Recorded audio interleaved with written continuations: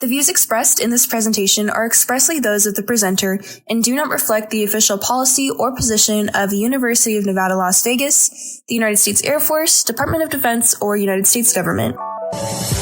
Welcome to the Keys to Military Success. This is a show that you've been waiting for. The show that exposes the emotional, physical, intellectual, spiritual, and social dimensions of a successful military career by none other than the experts on the battlefield, Team Red Alert, led by Christian Sledge.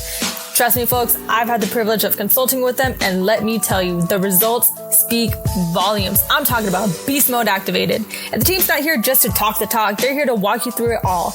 We're going to be talking about strategic consultations, operational insights, and decision-making gems. The team will be consulting with strategic and operational leaders and decision makers, extracting tactics, techniques, and procedures, unlocking your true potential. That's how they roll, and that's just how they get down. So without further ado, let's turn up the volume and get ready to rumble. It's time to hear from my mentor and the team, the Keys to Military Success, Christian Sledge, and the Red Alert. Class is in session. Let's go. And go we shall. Thank you, Felicia Ricafort and Tanya Madrano, for the opening. Good morning, good afternoon, and good evening, everyone. Welcome to the Keys of Military Success. I am your host, Captain Christian, the Hype Man Sledge, and is also co-hosted by core cadets who are known as the Red Alert team. Our home is Air Force ROTC Detachment 4, University of Nevada, Las Vegas, the Rebel Nation. Our show is for the soldiers, sailors, Marines, airmen, guardians, civilians, contractors from the past, present, future who seek guidance, mentorship, and leadership advice from none other than the leaders themselves. We provide information for those before, during, and after their careers in the armed forces. It is time for you to stop watching everybody else ascend to military prowess and start living your own successful military stories. Today, we have a very special guest for the entire Air Force ROTC enterprise, none other than the commander of Air Force ROTC himself, Colonel Corey Ramsby, United States Space Force. Over the past few years, he and his command team have vectored the largest commissioning source for the United States Air and Space Forces, bringing about the new wave of generational leaders across the world. Across 145 detachments, he has the eyes and the ears necessary to make the decisions on where we need to go as a commissioning source, not only for today, but 5, 10, 15, 20 years in the future. He will be mentoring us on Air Force ROTC's evolution from the past and present practices and perspectives, as well as gaining his insight on where the Air Force ROTC enterprise is vectored to go into the future and how that will impact future cadets across generations. Now, given this info, we know he's credible, but I'll never come whack off the old school track. So I must present to you the facts. Colonel Ramsby comes from 19 worldwide assignments under his belt. Today, like I mentioned, Air Force ROTC Commander. He commands cadets and cadre across 145 detachments with 1,100 additional crosstown universities, with 4 regional commands advised by his staff located at Maxwell Air Force Base, Alabama. He said it himself, but let me repeat it for those who are in the back that missed it. His primary job is to make lieutenants, not super cadets. And that's what Air Force ROTC produces in the multi-thousands annually, feeding the Air and Space Force's endless hunger for innovators, creators, and effective followers and leaders worldwide. He was commissioned Air Force ROTC as a distinguished graduate from Purdue University in 1994. And I'm sure since then, 22 years in the future, he has reflected on what he would change if he were put in command. Today, we're going to deep dive into what those experiences inspired his vectors and what he foresees our forces going. Without further ado, the pattern is clear. We are short and on final approach. It is time to welcome to the show the Air Force ROTC Commander himself, Colonel Corey Ramsby. Good morning, sir. How are you doing out there? Good afternoon. I'm doing great. Yeah, thanks for that warm welcome. But I will tell you, it just makes me feel old because 1994 was in another century. So hopefully I will be able to share some of the experiences that I have been very fortunate to be a part of over the course of the last 30 years. And if there's even one thing out of anything I say that helps somebody, then well worth the time. So I really appreciate the opportunity to join you guys in this discussion. Yeah, absolutely. 1994. Yeah, I was about 10 years old running around the recess. And so I was still floating around. I kind of knew what was going on. But yeah, like you said, last century, Ballesteros asked me sometime, talk about ancient history. She always has some kind of joke. So there you go. Okay. So without further ado, sir, well, whatever. Right. So So without further ado, let's go ahead and get into this interview. The cadets will pivot in as required. Of course, sir, you can pivot in as you need and redirect the interview as you see fit. Always start with this question. Given the bio, that's a lot of information that people just got informed of and they can read on. But tell us in between the lines what you would want us to know if there was no bio. My dad was in the Air Force. And so the Air Force really has just been a part of my life, my entire life. And so I was born into the Air Force. And when my dad retired, I couldn't wait to get back into the Air Force. So that kind of drove me. So my life has very much been Air Force centric. And then, back when I was in college at the same stage that these cadets are, there was no such thing as a Space Force. Nobody was even thinking of that. So when I use the term Air Force, I'm using the term Department of the Air Force. And so from a professional perspective, I bleed blue through and through. There's just no other way to state it.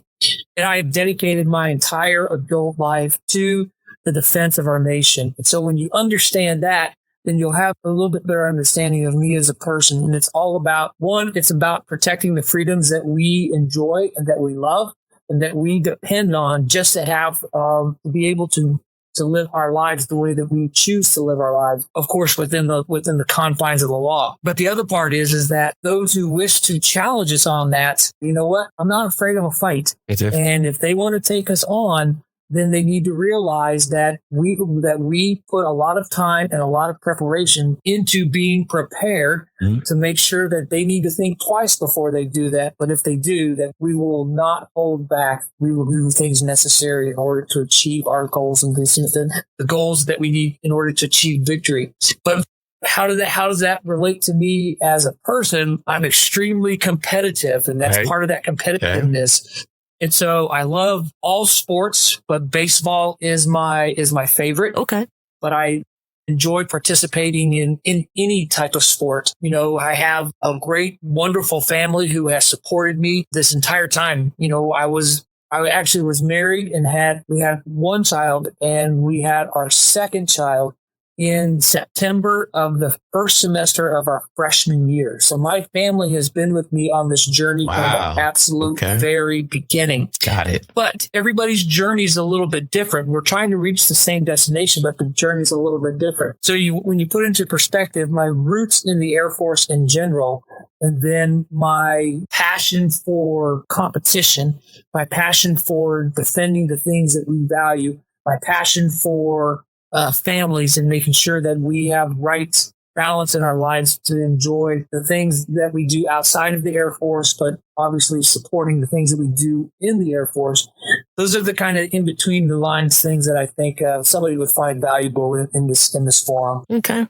Wonderful. So that's a lot flowing through those veins right there. They need to know that. Wade's more of as a competitor as well. All he does is talk about sports and lifting and all that other stuff. That's all he does. Yeah, we were out there when we were doing that the Super PFA field training assessment you set us up with. Have you taken that, sir? Have you taken the assessment that you? So not all at once. But again, you have to understand why we did that. And the why is really, really important. So I know you didn't ask the question, but this is a great opportunity to kind of get into that. Right. And so, here this is about ROTC and I'm responsible for how are we developing on average 2,000 lieutenants every single year? And it takes 4 years in order to develop that lieutenant on average. And somewhere along the way, field training became a culminating point in ROTC. And so we had to step back and say, what was that doing to ROTC as an enterprise? And here's a common feedback I get from lieutenants who are on active duty, and we send out a survey to them and we say, hey, how did we do? And the most frequent comment I get is that, I'm not sure that looking back, that ROTC gave me what I really needed in order to be successful as a lieutenant. Doesn't mean we didn't give them things that they could use to be successful, but you can always do better. But the comment they always come back to is that they said, I spent 2 years preparing for field training. I went to field training, and then I spent 2 years preparing somebody else to go to field training. And so why we chose changed those, and added in those additional physical fitness evaluations, for lack of a better word, is because we're going to use it in a way that will help shape how we're preparing cadets to become lieutenants at the detachment level. Mm-hmm. So if we change this and we add all of those 5 events or 6 events or 7 events, and we hold the right to change them at any time, then it doesn't become about the actual exercise itself. It becomes about that lifelong healthy physical fitness habits that the Air Force truly values. Mm-hmm. And so obviously there's a running aspect to it. There's a strength aspect to it. There's an endurance aspect to it. And all of those things are things that the Air Force values. And so for this year's field training, we went away from just the generic Air Force PFA, mm-hmm. and we adjusted it. But when you look at the actual exercises, you'll realize that it's not based on how many you can do, it's how many you can do correctly. Mm. So we went away from the traditional push-up to the hand release push-up. And the hand release push-up is an option that you can choose when you come on active duty. Right. But what the hand release push-up does is it forces the proper form. When you're doing the hand release push-up, you know when the form is not correct, and you can correct it. So that's instantaneous feedback. And then also it's non-punitive. There's no passing or failing the physical fitness evaluation. It is just how you do perform becomes part of your overall point total that you will get for all of field training. So if you scored a 0 in the physical fitness category, you would still complete field training. I'm not going to dismiss you from it, but it allows us to focus in on what really matters. And that is being able to do physical fitness in a healthy way and avoid injury at the same time. And the same thing for the forearm plank. When your form breaks down in the forearm plank, you can see it and you can adjust it or you can stop it, those types of things. The farmer's carry, where the cadet will grab a couple of kettlebells, different weights for males and females, and then go about 100 yards. I can tell you on every single deployment that I've ever been on, there is a point in time where you have to jump in and be able to do something that's very, very similar to that. Mm-hmm. Even if it's just carrying your own luggage across the tarmac after you come off there. Yep. And when you're in full individual body armor and you've got to grab your bags, you didn't just grab a carry-on bag. Right. You grabbed your bags that are going to sustain you. Even that simple thing will help set you off on the path to being able to successfully make it through that deployment. And so we've added that one. Then we added the 600-meter sprint. Sprinting is a different set of muscles that you use when you run. And then we added the 3-mile run, again, getting back to that endurance. And one that's supposed to be challenging, but it's there to be able to provide an environment where we can coach, teach, lead, and mentor. And so we can develop the proper form so that we can grow that muscle memory that will last you a career. Mm-hmm. So that you can do physical fitness without being injured. Because once you get injured in physical fitness becomes much, much harder. So I know you didn't ask that question, but I took the target of opportunity to try to give you the why behind it. And when you understand that why, then field training becomes like, oh, I can do that. Or today I did 5, tomorrow I'll do 10. And by the time I leave field training, maybe I'm up to 20. So I can physically see how you progressed over that period of time. The way we were doing it before, I was testing you in the PFA on like day 2. And so at what point in time can I assess how you progressed at field training? And so we're trying to get back to where field training is exactly that. It's training. And then I have some ability to make an assessment based on how you perform during that time period. Cool. Well, yeah, we appreciate that. I can tell that was a passionate subject topic. I mean, I'm sure, when you all were making those decisions and you guys were having the discussions about it, I'm sure it was hot in that room. How are we going to do this? And I'm sure it was a lot of energy in that room. It had to have been. So literally we did at Det 4 grab that information and said, we got to turn this into something. So the cadet wing figured it out, turned it into something. We literally just tested it out. Was that last week? Last week. Yep. And our cadets were indeed challenged. It's different.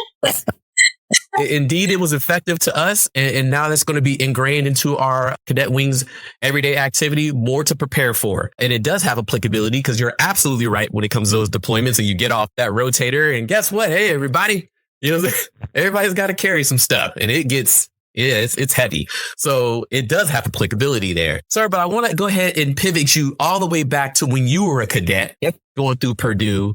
And it's going to drive to where you obviously are today. I kind of want to just ask, what was your general ROTC experience? Did you enjoy it? There were things that you liked, didn't like, or were there things that you said, you know what, if I were the Air Force ROTC commander, that's something I've got to change or I want to make better? Yeah, so my ROTC experience is really a test of resilience. So I finished at Purdue, but I actually started my first year at ROTC was a Det 215 at Indiana University in Bloomington. And that's a small detachment. And in my freshman year, I excelled and I got to do a whole bunch of things and a lot of opportunity came my way to the point where I volunteered for and was selected to attend an experimental field training in my rising sophomore year. So I actually went to field training twice. Oh, wow.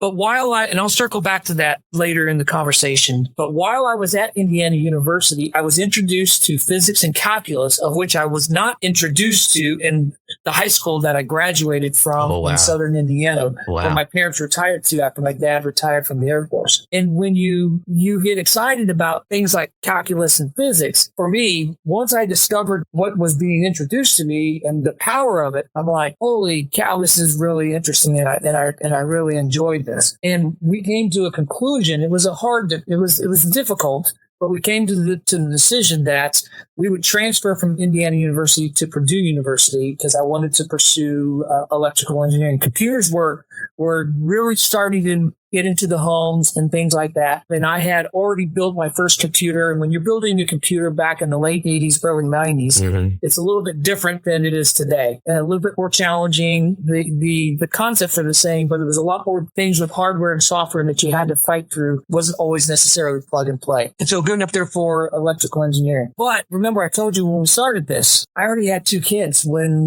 we started with 2 kids in our first semester of our freshman year. And oh, by the way, my wife was also going to college at the exact same time. Right. Not only was I going to college, my wife was going to college, but I also had about 30 to 30, anywhere up to between 30 and 40 hours a week. I worked at the post office in order just to raise my family and be able to go to school and. So this is a story of resilience. Yeah. Now here's where it gets really tricky. Is that in my freshman year, I was excelling at everything at Indiana University. A small detachment, so very easy to stand out and very hard to blend in, but very easy to stand out. And then I transferred to Purdue over that summertime after I went to that experimental field training representing Indiana University and detachment 215, and I transferred to that 220 where nobody knew me. And it's a large detachment and a large sophomore class. So as I go through my sophomore year, here's where the resilience really kicks in. When it came time for enrollment allocations, and they called them something different back then, but when they posted the roster of those that were selected for field training, my name was not on that list. And so that was demoralizing and that was deflating because the Air Forces, that was my goal the whole time. That's what was driving me down the path that I was on, was always that goal and desire to be in the Air Force. It is. So I stayed around for a 500 year. So when people talk about, I did get an enrollment allocation or I had to do a 500 year, I can absolutely positively empathize, and I have my own scar tissue associated with that. But over that summer, going from what would have been my sophomore year into my second year into my third year, there was a complete swap out of cadre at the detachment. And so I went from having to blend or having to compete with people who had a year ahead of me to where now I'm on an even platform and even footing with my classmates. And I went through my AS500 year, and I did get that field training slot. And I did attend field training, and I did very well at field training. And then I came back. What I mean by that story of resilience in ROTC, while I'm getting my electrical engineering degree, my wife is getting her Bachelor of Science in Nursing degree. We're raising 2 kids. At the end of the day, when all of this was happening is that there was one distinguished graduate out of my graduating class. And it wasn't somebody who had not been to Indiana University first for a year. And I'll leave it at that. So my story in ROTC is a little bit different than others because mine is really a story of resilience and being able to have a goal, set your goal, really having to do those things that easier path would have guided you differently, but then being able to see it through all the way to the end and then being able to have the rewards and benefits that come along with it. My experience in ROTC was a little bit different than most. I was thinking about more than just grades. And let me tell you, I will tell you, I am very proud of my 2.5 GPA from Purdue University. Freaking engineering, though. Yep. And when I came on active duty, with the exception of applying, being able to apply to AFID for an in-resident program through AFID, nobody ever asked me about my GPA, not one time. But all the things that I was able to learn, I have been able to apply more of the principles than the actual real kitty designing, building, and developing technologies. That would be really, really interesting. I just never really had that opportunity to do it. My career has really been more on, once you get on that leadership track and you develop leadership capabilities, that's what the Air Force is going to want you to do. Okay. So first and foremost, I appreciate the fact that you opened up about the 500 year. A lot of cadets are usually demoralized. Like you mentioned, it's a hard pill to swallow. It's like, what do I do? That breaks some cadets sometimes. Like that's all they need to break. But seeing you with that resiliency and the fact that you had to do a 500 year and then fast forward, 22 years later, you're sitting as a full bird colonel doing your thing. It shows everybody that, yes, if this happens, it's not the end of the world, that you can come around and you can turn it into something very positive. So people need to see that. And I'm glad that you shared that story. That's really insightful. So I kind of wanted to pivot in with my next question here, sir. Given you had that time, do you think ROTC, Air Force ROTC, prepared you for the great responsibility that you've had to bear over the years to this point? So yeah, that's a great question.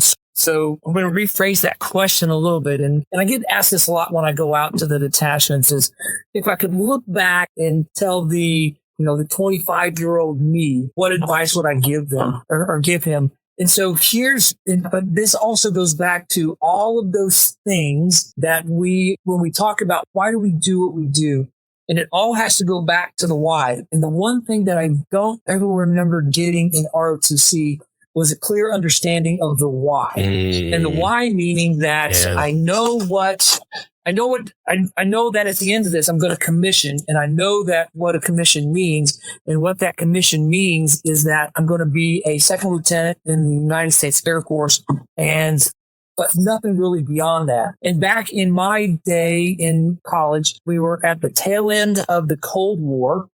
We had gone through Desert Storm, and Vietnam was still a thing. The aftermath of Vietnam was still a thing. So the curriculum was kind of associated around those types of lessons. Nobody really put it in terms that could apply that gap generation, so to speak. And everything was very, very tactical. Writing a bullet background paper or, things like that. But I would tell you that my watershed moment occurred on the 11th of September in 2001. And I was the aide-de-camp to the commander of Air Force Special Operations Command. And in that moment and in that morning, and it was a Tuesday, and it was a beautiful, cloudless, beautiful day at Hurlburt Field, Florida.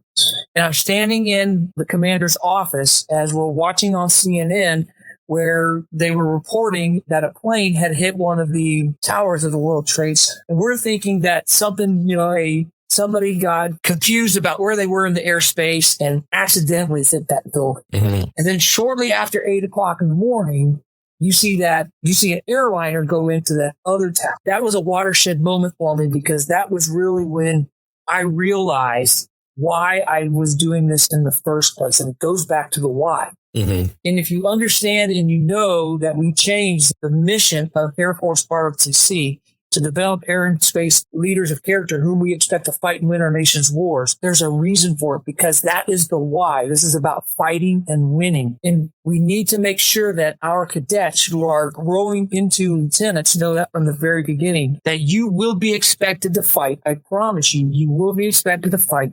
And when you fight, you better have no other alternative but to win. And you need to figure out, because the Air Force or the Joint Force or the country as a whole is not going to be able to give you everything you need at the moment that you need it. And so you're going to have to be able to think your way through some very hard, challenging, complex problems. But if you understand clearly that the intent is that you will fight and that you will win, then that takes away that initial thought about, well, what am I here for? What am I doing? It's about fighting and winning. And I don't care what your AFSC is or your SFSC is in the Air Force or the Space Force. At the end of the day, you are an airman or you are a guardian, and you are fighting on behalf of your nation in order to win its wars, in order to protect its freedoms and its interests around the world. Wonderful.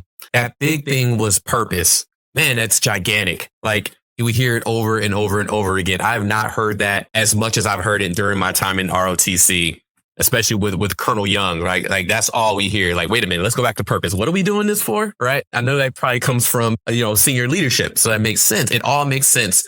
But I've never heard it as loud in my career as when I did my ROTC tenure. Mm-hmm. So I'm from an older generation. I got in 2004, where it was just like, just do it because I told you to. Okay, right? That was fine. Our generation accepted that because our parents were like that. But this generation is different. They're so bright and intelligent, and you got to give them a purpose, right? So they can buy into it. If we're able to tie all that together, you get more productivity out of these youngsters, and they're going to buy in, and they're going to give their perspective, and it creates this new thing that we've never seen before. All that comes from purpose. And I think the fact that you said, hey, that's one thing that was missing a little bit more back in the day was just purpose. I think we're fine tuning into it, and I think everybody understands it. And it's to the point where it's in everything, all the way down to our op boards and our O plans. Like, there has to be a purpose statement in there before they teach an objective. What is the purpose of it? So we have to build it in and not cake it on, like bake it in, right? Bake it into the process. So we're not afraid to ask why. Because if you didn't lead with purpose, they're going to be bold enough to say, wait, why are we doing this? Right? I don't get it. And not to be rude or disrespectful. It's just to like, let me buy into it. Let me understand what we're doing here. And I think that was something that's different from back in the past to where we are today. So I think that was really, really cool. You answered like already in advance one of my questions that I had for you, but that was perfect. Okay. Okay. So speaking on the why and the purpose, a big thing, because we've heard the bullet points of your vision and intent going forward with AFROTC. A big one that I'm curious about is what is your vision and goal for the later half of a cadet's career when they come back from field training and they're at the detachment POC? I'm very curious on, I guess, the why, yes, and then what it's going to look like, because, I've watched thousands of cadets march, and I'm wondering, how do we change it? What does it look like? Yeah, and so I'll come back to the drill and ceremony thing first, but here's the question that I heard you ask me. What you asked me is that, okay, if I spend what I heard you say is that I spend 2 years preparing for field training, then I go to field training, and then I spend 2 years preparing somebody else for field training. How is that going to make me a lieutenant? And so that is exactly what you should be seeing. And I owe an apology to all of my upperclassmen cadets now, because those freshmen that came in, I would say in academic year 23, 24, and then now 24, 25, that their experience is going to be more deliberate, and it's going to better prepare them for that fighting and winning that we've been talking about. If I have my way, and this is what we've been doing for the last couple of years, is that those final 2 years are actually the most important 2 years of your Air Force ROTC experience. And what I mean by that is that the first 2 years are just introducing you into the profession of arms, and specifically the Department of the Air Force, your AS-100, your AS-200s. The drill and ceremonies and the marching, that is a way to bring together folks as a team.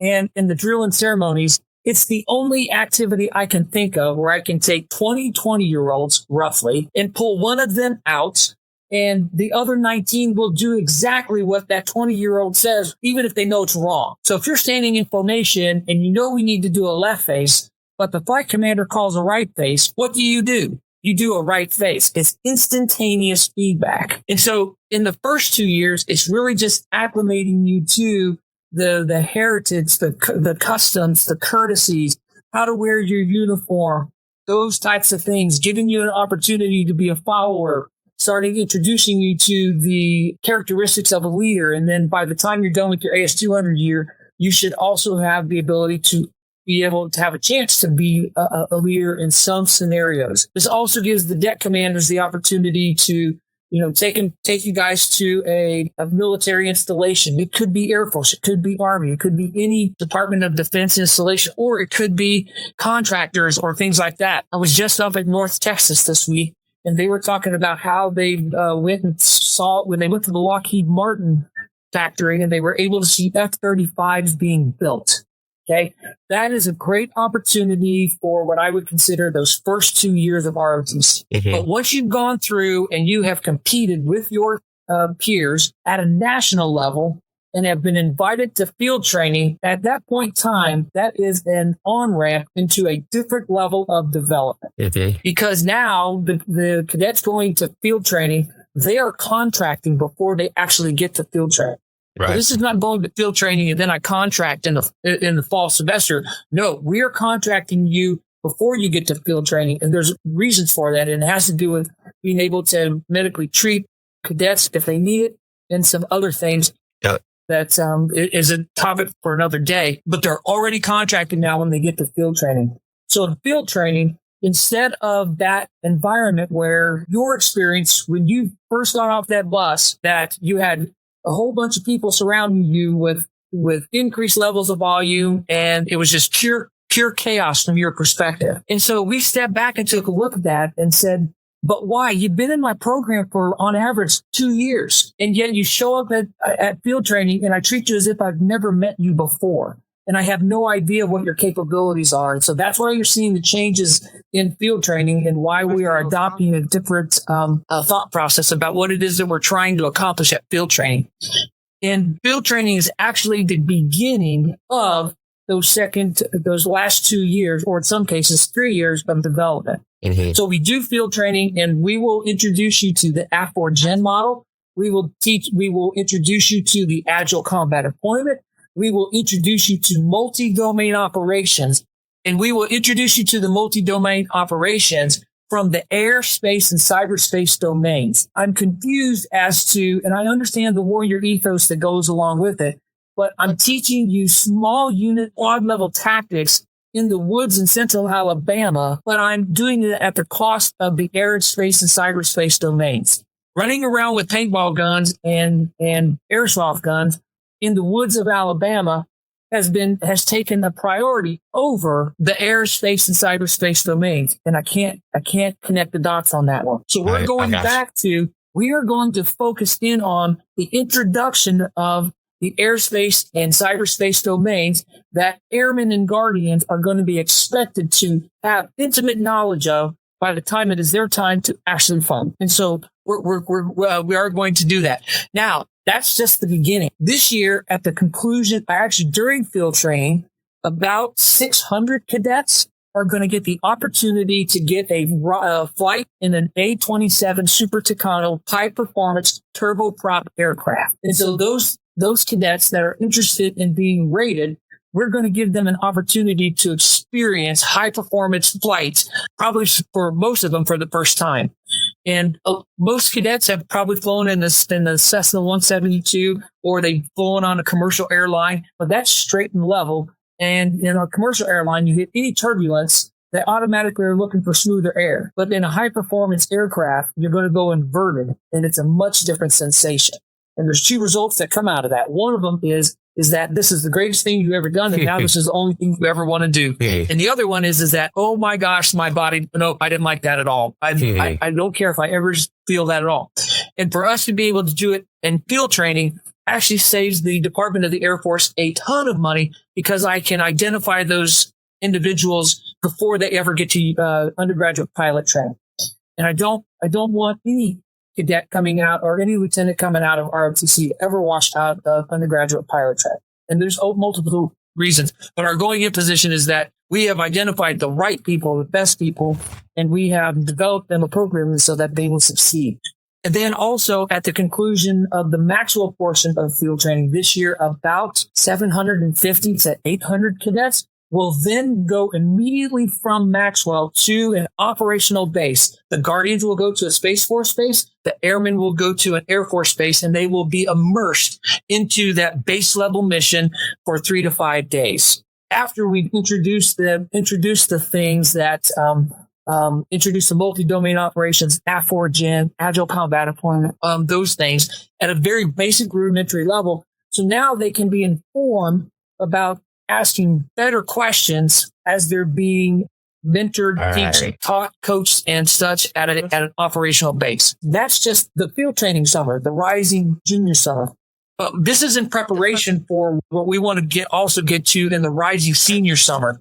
And hopefully knowing that how either I've already classified you or that I have an idea of how I'm going to classify you, so that in your rising senior summer, I can do it again, but being more specific in that development of what I want you to do. So for example, if I have a cadet who is studying civil engineering and wants to be a civil engineer and has all the things that the Air Force would want in a civil engineer, and we have an idea that they've either been classified or could be classified, then I can send them to what we call the Field Engineering Readiness Lab at the Air Force Academy, which is sponsored by the 32E career field, the civil engineers.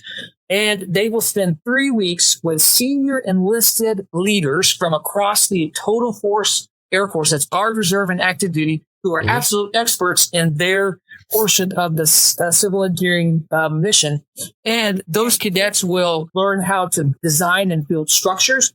They will pour and cure concrete. They will learn how to safely operate and maintain heavy equipment. They will build and repair runways. All of those things that we value in their rising senior summer, so that when they get into their senior year, they now become sources of information for somebody else who might be interested in civil engineering, but then also then it gives them the opportunity to now focus in on what it is they need to be thinking about, because they got a year until they come on active duty, so that when they show up for their initial skills training or to their initial base, that they already have a sense of what the Air Force is going to ask them to do. This is about development, and it's deliberate development, not opportunistic. And every cadet should have the opportunity, not just a few, because I have scarce dollars. We are building our budget. We have put in our budget proposals. We have laid in our requirements and the justification for our requirements. And our end result goal is that every single cadet that commissions into a second lieutenant out of ROTC will have had equal opportunity to be deliberately developed, so that when they come on active duty, they have got those warrior ethos. They understand why they're there, which is about fighting and winning. They know that the Air Force cares about them and what we need them to know in order to do what we're going to ask them to do, and that we have properly invested in that development. When we do that, then now all of a sudden I now have a true second lieutenant. And then that second lieutenant is going to be more successful. That success will lead to opportunity. That opportunity will turn into additional success, which will then turn into more opportunity. And this is a snowball effect. So as we talk about why are we doing all of this and what are we going to do in those last 2 years of ROTC, those last 2 years are absolutely the most important 2 years. And oh, by the way, that's also the reason why we adjusted our scholarship strategy. So now that every single cadet who's going into the POC in their junior year, every single one that meets our minimum GPA, which is a 2.5, they've already contracted, so they met all my other requirements, that every single cadet will have an opportunity to get a scholarship. Because now if you have that scholarship, then you can be a better student and you can be a better cadet, because that time that you would have spent working in order to make the money to pay the bills in order to go to college, I am not going to take care of all of it, but I will take care of some of it. And now I have your attention. And through that attention, I want to get into the deliberate development that then makes you that lieutenant coming out of ROTC, and not just somebody who spent 2 years preparing for field training, went to field training, and then spent 2 years preparing somebody else to go to field training. I hope that answered your question. There was a whole bunch of stuff in there, but it's a simple question, but the context matters in this discussion. Yeah, I thought it was pretty solid. You answered a lot of stuff, and a lot of turbulence. From the decisions made at the top. Of course, the lowest cadet doesn't know why, right? They understand that some things you're not supposed to understand. Like, you're supposed to understand certain things of it, not the full thing. There's some things you just don't see every day. It doesn't make sense. But we've had our fair share of, hey, a decision has been made from the top. We've got to make sure this all aligns, and it causes turbulence at the bottom. And yes, people ask, well, why? Like, that's the way I was trained, right? That's the way I was brought up. And I was like, well, we don't see it that way anymore, right? We are not getting ready for Vietnam. We are getting ready for a different campaign, right? And you don't see that yet, but we do. It's like, we've been around the block a few times. We know things are changing. So we need to prepare for that. You don't just arrive there. You have to prepare from the beginning, from the cradle to arrive. So that might cause a little bit of shaking, things like that. So we get our fair share of resistance down there. We have to iron it out and smooth it out as much as possible. But at the end of the day, we are lockstep, right? We walk out there and you don't even know that there's any dissent, right? Or there was a disagreement. That's the point. But I really appreciate that you were able to just come out there and say, hey, look, this is why. Everybody, this is why. So they understand that, hey, the future is, you might not experience this, but the future will, and you're a part of that by building it now. So I think that was really neat. I think that the fact that, I mean, through my 3 years, I've seen a lot of things change within Air Force ROTC. I've seen field training change. I've seen how we do our AFOQTs change. I've seen the scholarship thing change. I saw all kinds of neat stuff change in order to prepare for the new campaigns that we are going to be fighting in the future. So we understand that at a strategic level, it is what it is. But my question for you, my next question for you, because you're passionate about a lot of this stuff, the fitness and everything. So, I mean, and it's good, right? We need to see that passion. Like there's not just some computer in the back just making decisions. No, there's somebody there's some fire, there's some energy behind these closed doors. You don't want to miss this. So my question is, after all the accomplishments that you guys have done, you and your command team have accomplished, which one was your favorite one? Which one was you like, man, we are proud of this one. This one is gonna rock the house. Ooh, it's really hard to choose. It's like trying to choose your favorite child. Right? I'm going to take it a little bit higher up. I can't pick any one individual because individually they don't matter. It's collectively is how they matter. And so this all started with, I'm quickly approaching my 5th year, completing my 5th year in ROTC. I came into ROTC in the summer of 2019 and as the deck commander at the Det 225 at the University of Notre Dame. I was a cadet myself back in the day.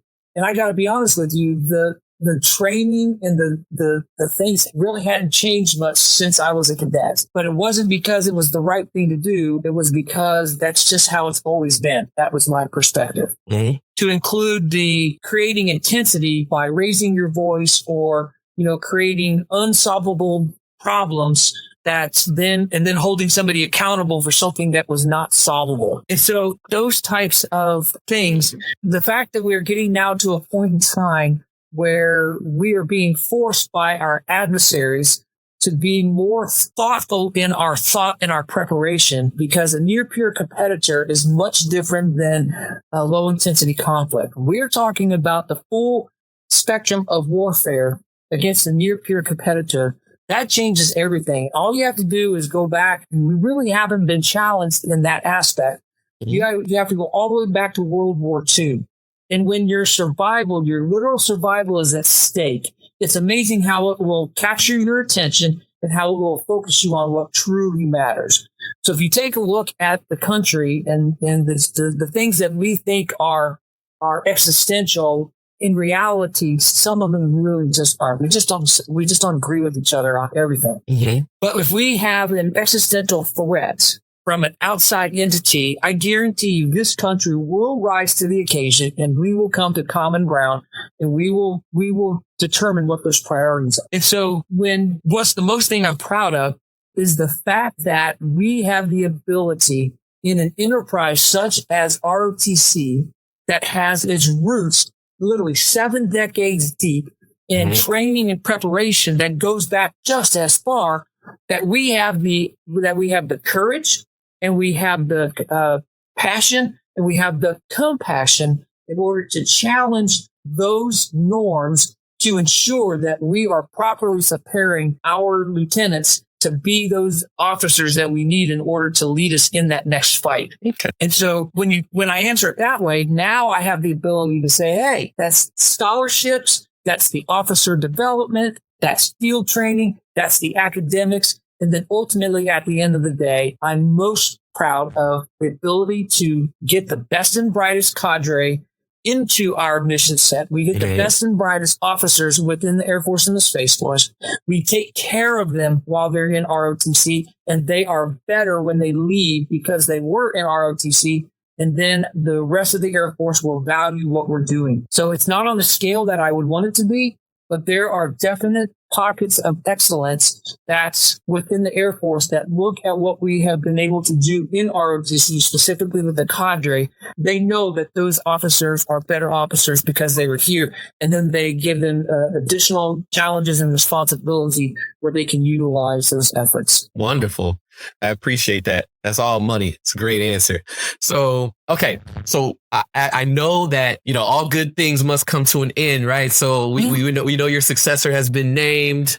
We know that that's about to go down. All the accomplishments you have mentioned, all that's encompassing. Do you have any unfinished business that you feel like you're going to have to pass it on, but like, man, I wish I had a little bit more time. One more push will do it, right? Is there anything that you wish that you could accomplish, but you can't? If time's up. Yeah. So I will tell you, when I took over as the commander 2 years ago, I got to be honest with you, we were working on this what we call the development strategy. And we've already talked about it's cadre, scholarships, field training, officer development, academics. Those are the cogs in this development strategy that I literally thought this time 2 years ago, the only thing I would be able to get after was the scholarships. Having that strategy, the scholarships actually only took about 3 months from start to finish, from somebody saying you can't do it till we actually enacted it. And then ultimately General Brown, the chief of staff at the time, was our keynote speaker, and he's the one who put the exclamation point on that we have done the right thing. Because if you remember with General Brown, his mantra was accelerate, change, or lose.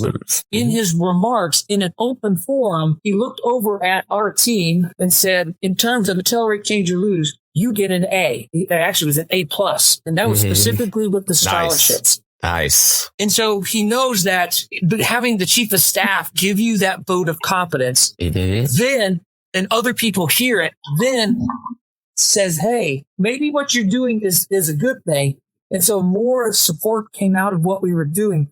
And because of that support at all levels within our chain of command, literally all the way to the chief of staff's office or the chief of space operations office, having support from our senior leaders, our most senior leaders, has allowed us to get after everything within that strategy. One, we continue to bring in the best and brightest officers that the Air Force has to offer through the officer instructor recruiting special duty assignment process. The testament to that is that during the last 06 promotion cycle, I had 19 lieutenant colonels promoted to colonel that were in ROTC at the time of the promotion.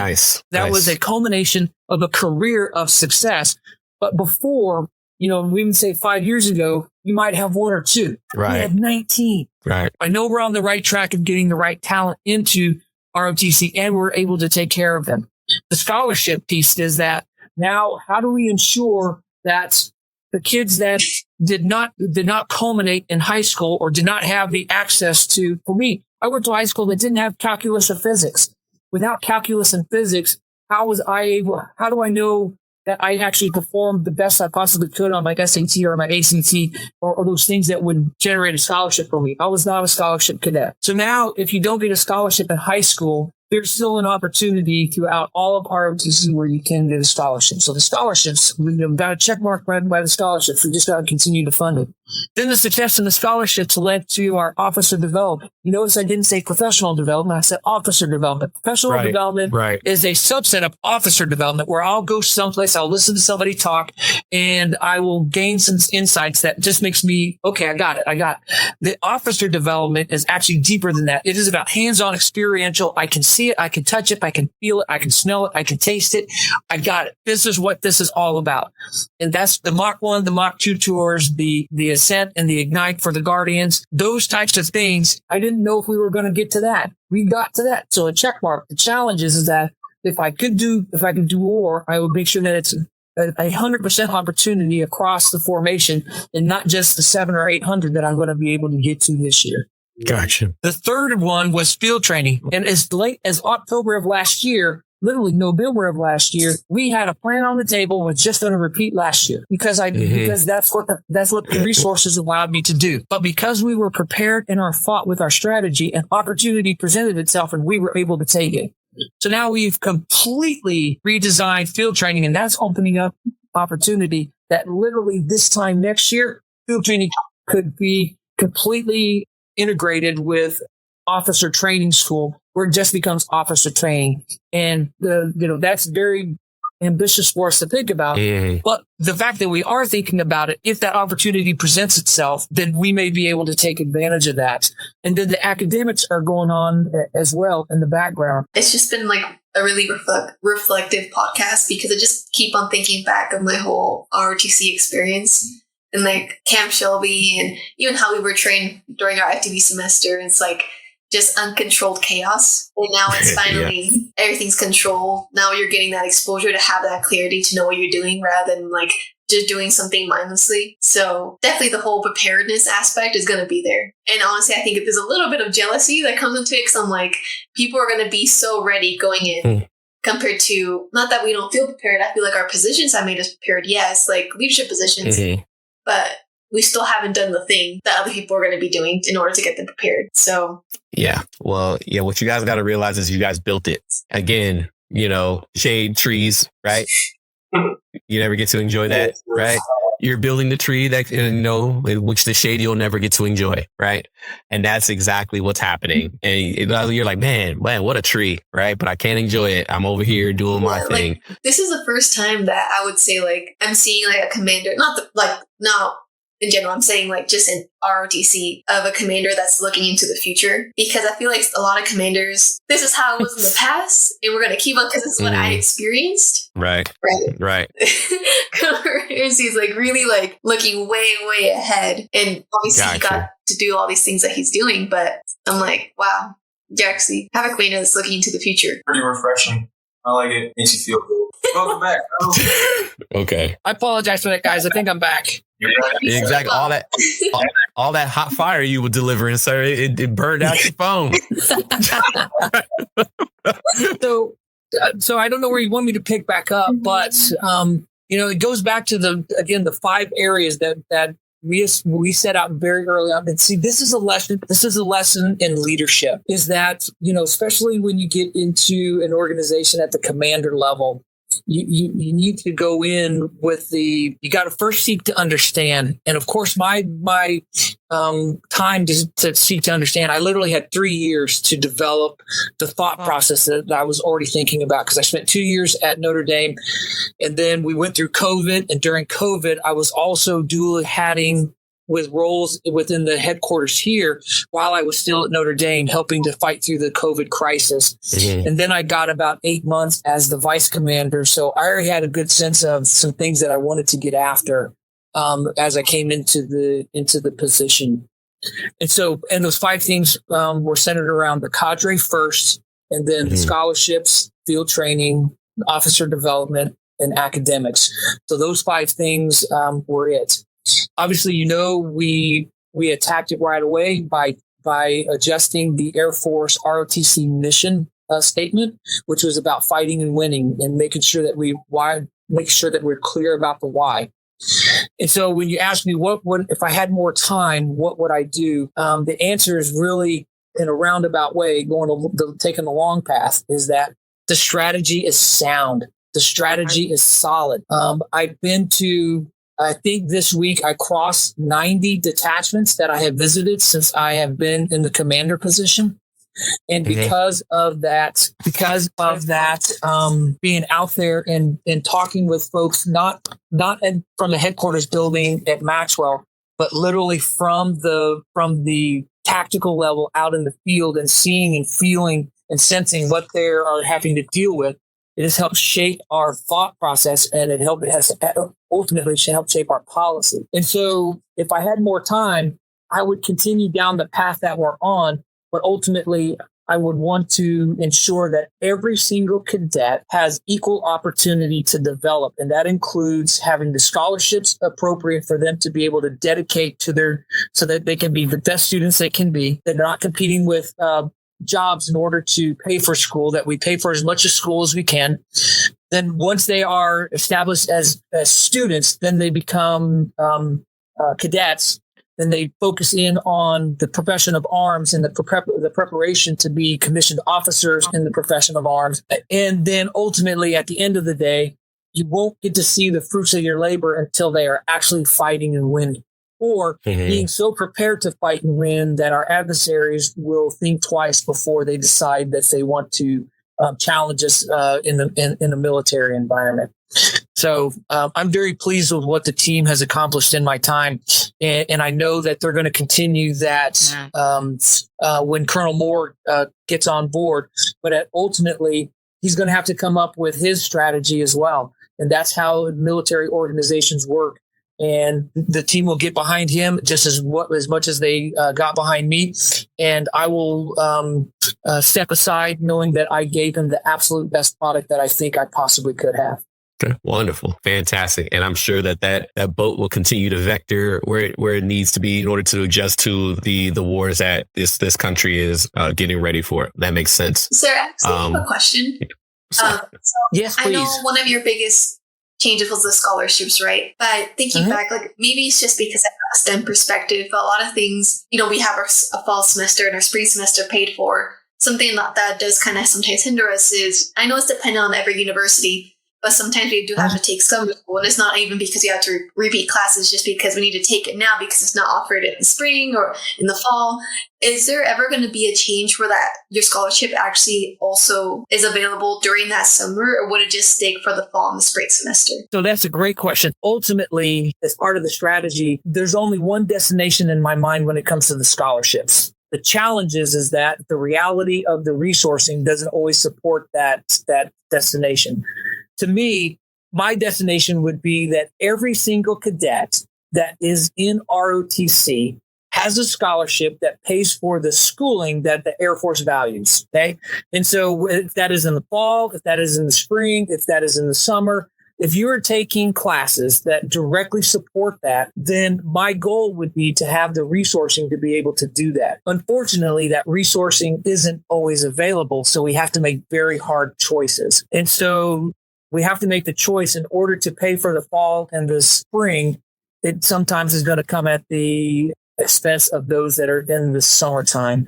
And so, but again, when I say full scholarship, it would be ideal if everybody who came into ROTC already had that scholarship available to them for the entire time that they're in ROTC. The resourcing just does not align with that. Right. Thank you, sir. That makes sense.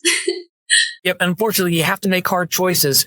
And part of leadership is sometimes the questions or the challenges, there's no one right answer. It's only which answer is right at that time. As we wrap this thing up, I'll give you the last formal question. Yeah. I know you'll have a direct answer. I know it's probably going to be like, be ready, right? Just always be ready.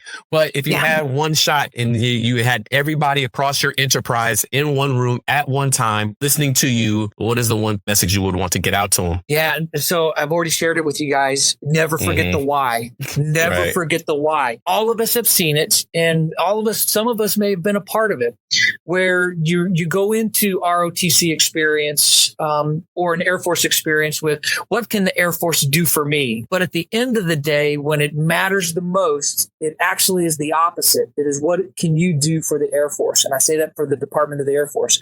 But you always have to understand the why. So, and actually, I do ask this question everywhere I go, and I ask it of the AS-400s. Because they are getting ready to commission and they're getting ready to be second lieutenants. But here's the one question that I ask them, that if you get this question, if you understand this, then everything in ROTC and everything in your military career just gets a little bit easier. Doesn't mean it takes away all of the challenges and the resilience that's necessary and all of that goes along with defending the things that matter to us the most. And here it is. And that is, do you know what the 5 core functions of the Air Force are? And when I say the Air Force, again, I'm referring to the Department of the Air Force. And one of those core functions has broken up that then covers the Space Force. And when you understand that, then you realize that the Air Force is only going to ever ask you to do one of those 5 things. That's it, ever. And I'm coming up on the conclusion of 30 years, and they've only ever asked me to do one of these 5 things, or they have asked me to do multiple of them at the same time. Even when I was deployed with a combined, which means with our allies, joint with our sister services, interagency, the whole of government to include the Department of Defense, the CIA, the Department of State, Joint Task Force. So CJIATF 435 in Afghanistan, where we were responsible for biometric collection and detainee operations. And you think, what does that have to do with the Air Force? Well, let me explain what I mean by the Air Force will only ever ask us to do one of 5 things. And those are the 5 core functions of the Air Force. The first one is air superiority. And what does air superiority mean? That means having command of the air when and where I need it to achieve whatever objective it is that I'm after. The next one is global strike, being able to hold any target on the face of the earth at risk at a time and place of my choosing. Rapid global mobility, being able to put people or equipment or anything else that I want at any spot on the earth at a time and place of my choosing. Intelligence, surveillance, and reconnaissance. Having the ability to foresee as much information that I need in order to achieve all of those objectives and get it into the hands of the leaders who will need it at the time and place that will help them achieve those previous 3 objectives. And then the 4th one is command and control. How do you ensure that that information gets to whoever needs it in whatever form they need it, when they need it, how they need it, so that we can create the effects on the battlefield that we need that then creates decision space for our elected officials to be able to achieve the objectives of our nation. When you understand that, that is really the why, and that the Air Force, the Department of the Air Force will never ask you to do anything more than those. Everything in my career simplified, because now I'm not worrying about, well, what is my AFSC? I have a dream to be a pilot, and these are the things I need in order to be a pilot, but I'm not so consumed with that it's at the expense of my service to my country first. If I can serve my country in the capacity of a pilot, I'm absolutely positively that's a win-win. Or I'm not concerned about where the Air Force is going to send me. It would be nice to be in this great place, but if that's not where the Air Force needs me at this particular time, then I need to be comfortable with where the Air Force needs me to be, and I need to be committed to it, and I need to do the best job I possibly can. When you understand all of that, and this is what I wish they would have told me when I was a cadet, is that when you understand that, your experience in your career in the Air Force, the sky's the limit. Pun intended, meaning that once you understand that, and that you are doing this in defense of your nation, and some of the best jobs I ever had were places I would have never volunteered to go to. And some of the best experiences I had were things that the Air Force just said, I need you to do this. And that is exactly what I did. So if you go in with that open mind and that open perspective, and you are committed to the defense of your nation, and it's going to be hard. You're going to be separated from your loved ones. You're going to be in places where you don't want to be, and the people that are there that don't want you to be there. But when you put it into perspective of why you're doing it, everything just becomes easier, and then you become better at what you're doing.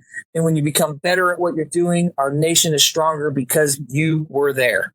That's what I would tell them. Money in the bank. Bank shot. All right.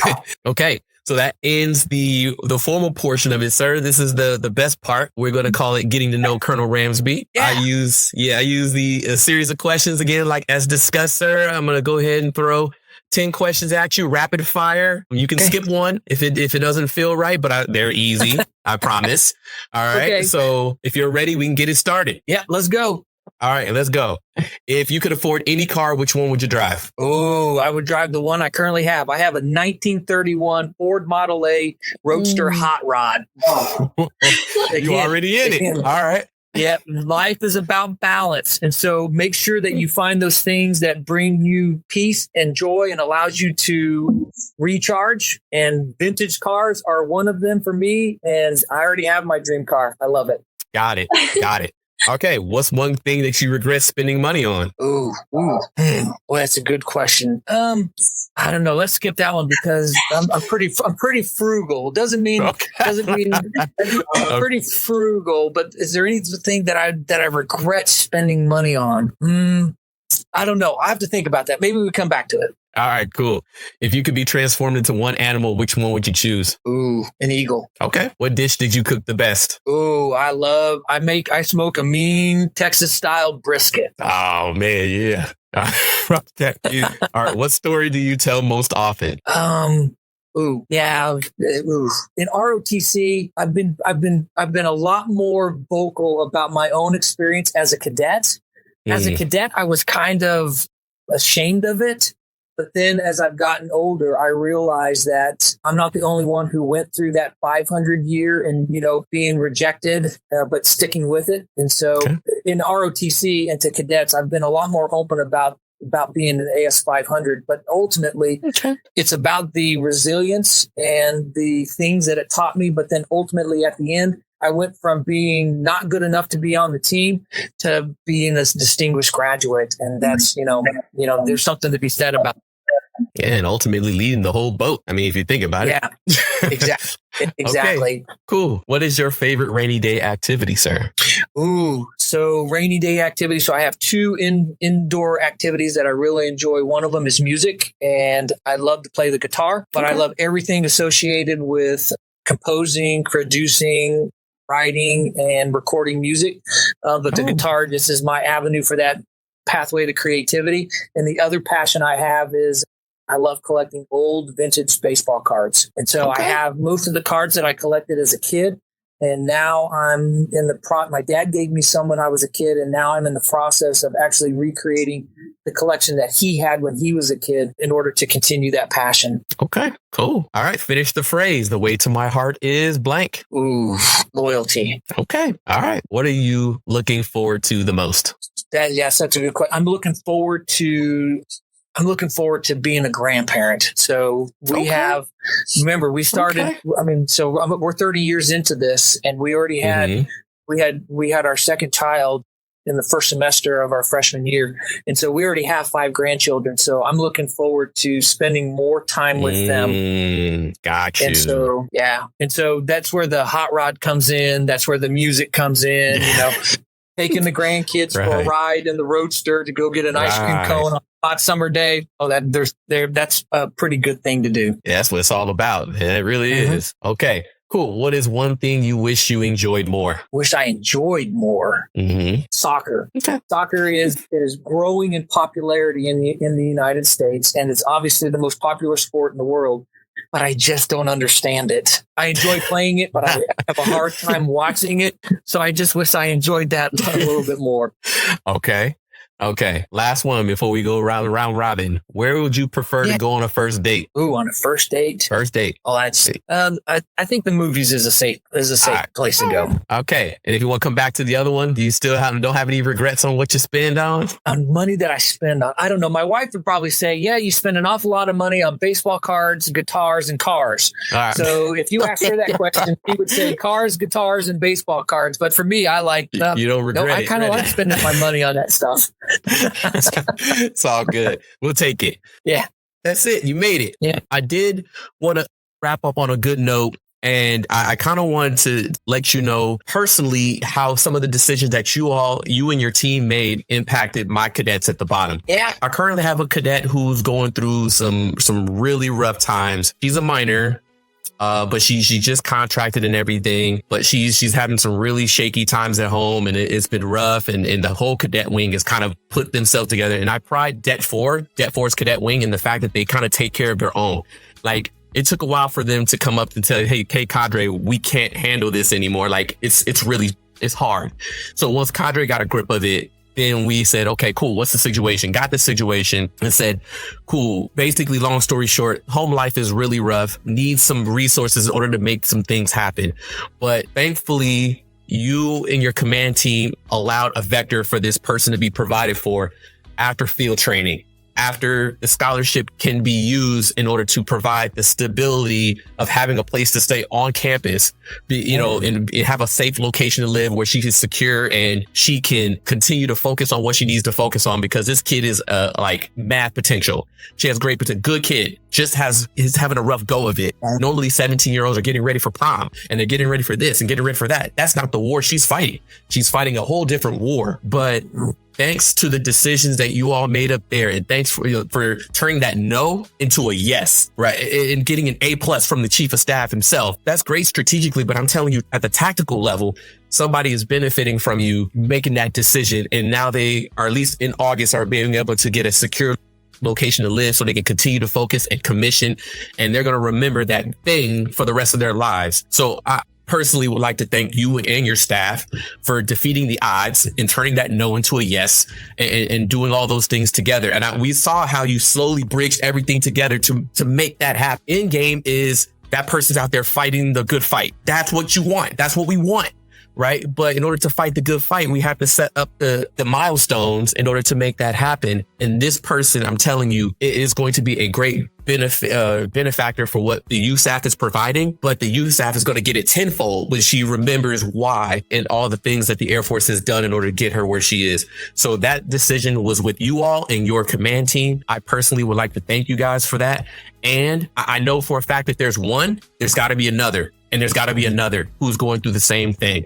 So I just wanted to kind of personally thank you for being able to provide the resources that's going to take care of these types of cadets, because that's my passion. I want you to be able to fight the good fight, but it's hard to fight the good fight. Like you said, if you got kids to take care of and they don't have resources and all these other things like that, you guys and your command team and your decisions have literally closed a serious gap with it impacted cadets' lives, which will ultimately impact those lieutenants who we need to do the thing on the battlefield. So thank you so much for doing what you do. I know some of those decisions are tough up there and sometimes we don't understand them all, but we are lockstep with you and we support you guys 100% of the way. And we see the impact that you have on these young cadets' lives every single day. So I just wanted to give you that. Yeah, I appreciate it. So let's put this into perspective. How do we know that cadet we'll say in the late 2050s will not be the chief of staff of the Air Force or the chief of space operations? How do we know that? Because the odds of those leaders being a cadet right now in ROTC, if you look at history, the odds are in our favor that those leaders of our services are in our ranks right now for the mid 2050s and beyond. Right. And so given that somebody's socioeconomic background that they had no control over should not be a reason why they do not have the ability to serve their nation. And that is a big part of our thought process as we're trying to find the proper balance with our resources to ensure that every American that has the desire and wish to serve their nation in the profession of arms and through the Department of Air Force, that if they meet our standards, that they have that opportunity to do it. And scholarships are a fundamental foundation of that philosophy. Wonderful. Yeah, I appreciate that. And maybe another day, Ballesteros will tell you her story. Yeah. Because she has a unique one. Yep. And it was the ROTC enterprise that literally delivered her to where she was supposed to be. But she literally told me this story last week, how, she didn't get an endorsement from a certain individual to go to the academy. She went to ROTC and, ta-da, 5 years later, commissioning as a CGO. So your enterprise has literally provided opportunity where other doors were closed. So again, very, very, very grateful for the things that you guys do and the hard decisions you guys got to make up there. Just know you're understood. Absolutely. And you know what? Her path was always ROTC. Whether she understood it or not, her path was always ROTC. And so that does not mean you cannot pursue your dreams. But at some point in time, when you're looking backwards, you realize that was your path all along. Mm-hmm.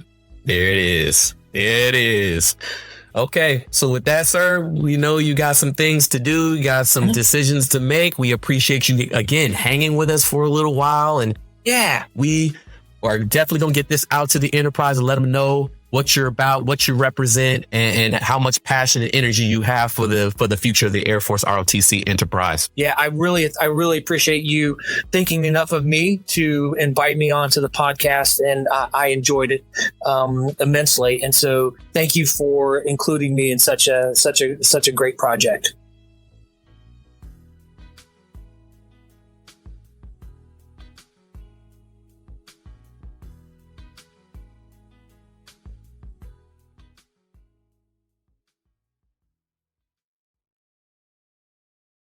Thank you for joining us for this episode of Keys to Military Success with Team Red Alert, advised by Christian Sledge. Christian Sledge is a prior enlisted officer of the United States Air Force with over 20 years of military experience. Team Red Alert was assembled by the members of the AFROTC Detachment 4 at the University of Nevada, Las Vegas in 2023. This team has answered the call for the need for military leadership, knowledge, and enlightenment, and is dedicated to providing you with the keys to military success. Remember, as you embark on your own journey to success, lead with a kind heart. Have respect, care for others, and the mission will take care of itself. With the keys to military success in hand, the possibilities are endless.